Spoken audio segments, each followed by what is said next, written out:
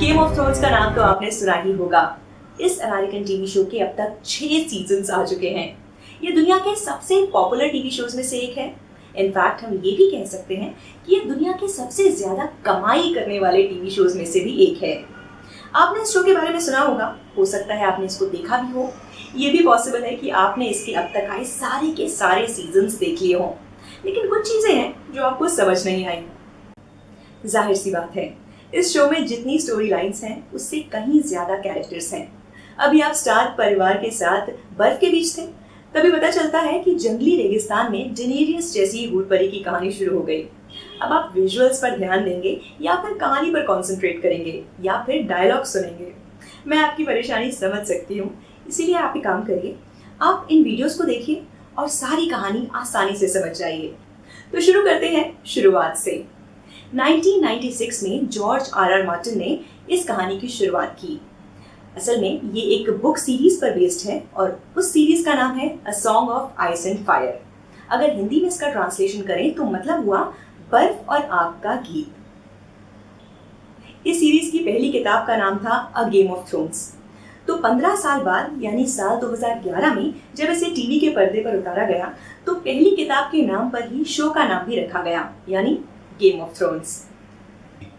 ये कहानी असल में 3 मेन लोकेशंस के आसपास घूमती है। पहला, 7 किंगडम्स।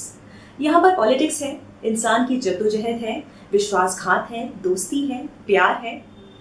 हमारी कहानी के ज्यादातर कैरेक्टर्स इसी लोकेशन से हैं, जैसे Ned Stark, Arya, Tyrion Lannister, Jaime Lannister या फिर Cersei Lannister. Second location, Essos. George R Martin की रची दुनिया के मुताबिक ये एक अलग कॉन्टिनेंट है। 7 किंगडम्स और एसोस के बीच एक समंदर है, जिस समंदर को हमारी डेनेरियस पार करना चाहती हैं। क्यों, बताऊंगी, अभी नहीं, थोड़ा सब्र करिए। तीसरी लोकेशन, वॉल। अमिताभ बच्चन वाली रिश्तों के बीच की दीवार नहीं, बल्कि यह है 700 फीट ऊंची बर्फ की बनी दीवार। आर मार्टिन की दुनिया के मुताबिक ये जो वॉल है, ये जादुई ताकतों को और जंगली लोगों को 7 किंगडम्स में आने से रोकती है। ये 7 किंगडम्स के ऊपरी हिस्से पर है और हमारी कहानी के सबसे नेकल कैरेक्टर्स में से एक जॉन स्नो का यही ठिकाना है। कैरेक्टर्स।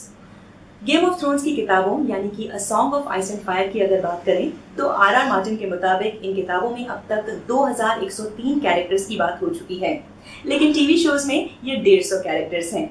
मगर मैं आपको इन 150 कैरेक्टर्स के बारे में नहीं बताने वाली हूँ, सिर्फ कुछ गिने चुने नाम हैं जिनके बारे में अभी आपको जानना जरूरी है और उनके बारे में जानने से आप गेम ऑफ थ्रोन्स की शुरुआत समझ जाएंगे।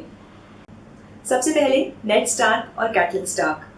विंटरफेल जो 7 किंगडम्स का हिस्सा है, नेड स्टार्क वहाँ के नवाब हैं, वहाँ के लॉर्ड हैं। वो राजा नहीं है, मगर वो राजा के बहुत अच्छे दोस्त हैं।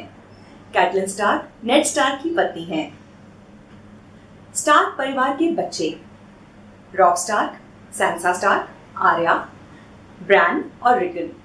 साथ ही इन पांचों के अपने अपने डायरवुल्व्स हैं। तीसरे हैं जॉन स्नो। ये नेड स्टार्क की नाजायज औलाद है। ये वॉल पर तैनात हैं और नाइट्स वॉच में शामिल हैं। इनके पास भी अपना एक खुद का डायरवुल्फ है।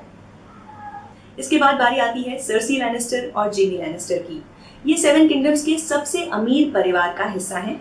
ये दोनों भाई बहन हैं और साथ ही प्रेमी भी हैं, यानी लवर्स। इतना ज्यादा क्रीप आउट होने की जरूरत नहीं है क्योंकि गेम ऑफ थ्रोन्स की दुनिया में ये आम बात है।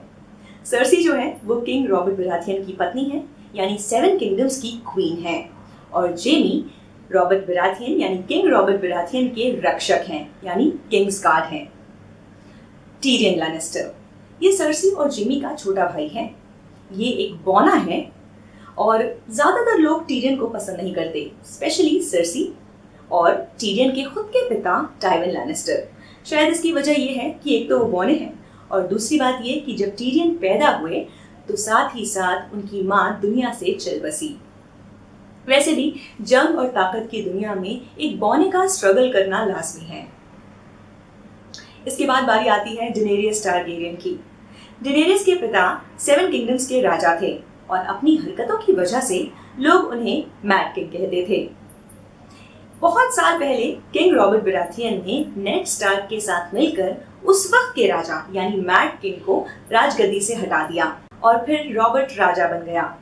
रातों रात टारगेरियन परिवार के 2 बच्चे यानी डेनेरियस और उसका बड़ा भाई विसेरिस, इन दोनों को 7 किंगडम से शिप कर दिया गया दूसरे कॉन्टिनेंट यानी एसोस की तरफ। और इसीलिए डेनेरियस 7 किंगडम्स वापस आना चाहती है क्योंकि उसको ऐसा लगता है कि 7 किंगडम्स पर उसका जन्म सिद्ध अधिकार है। आई थिंक आज के लिए इतना काफी होगा। इतनी इन्फॉर्मेशन आप थोड़ा समझने की कोशिश कीजिए। अगर नहीं समझ में आया तो आप रिप्ले करके इस वीडियो को दोबारा देख सकते हैं, या फिर इसके अलावा कुछ और क्वेश्चंस हैं तो आप कमेंट सेक्शन में जाके जरूर मुझसे पूछिए। मैं कोशिश करूंगी कि आपके सवालों के जवाब दे सकूं। फिलहाल इस चैनल को सब्सक्राइब करिए, वीडियो शेयर कीजिए और गेम ऑफ थ्रोन्स का ज्ञान बांटिए।